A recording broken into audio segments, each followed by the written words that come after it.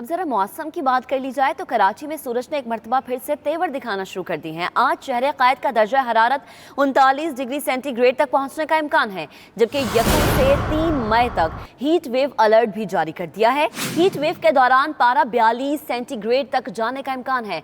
मौसम के अपडेट्स लेंगे अपनी नुमाइंदा सबा नूर ने हमें ज्वाइन किया। सबा, कहिएगा मौसम का हाल बताने वाले क्या कहते हैं? कराची वालों को कब तक गर्मी बर्दाश्त करनी पड़ेगी? मौसम के ठंडा होने का कोई इम्कान है या नहीं?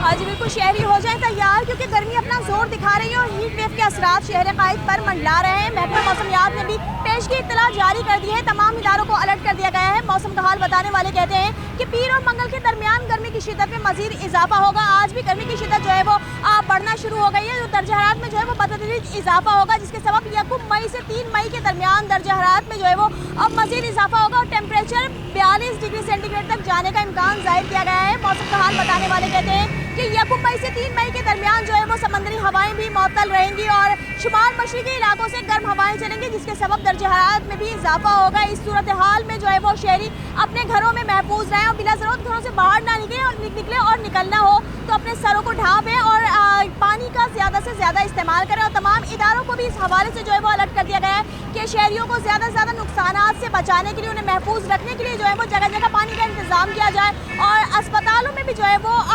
इमरजेंसी नाफिज की जाए ताकि किसी भी तरह की सूरत हाल से जो है वो आसानी से निपटा जा सके। जी।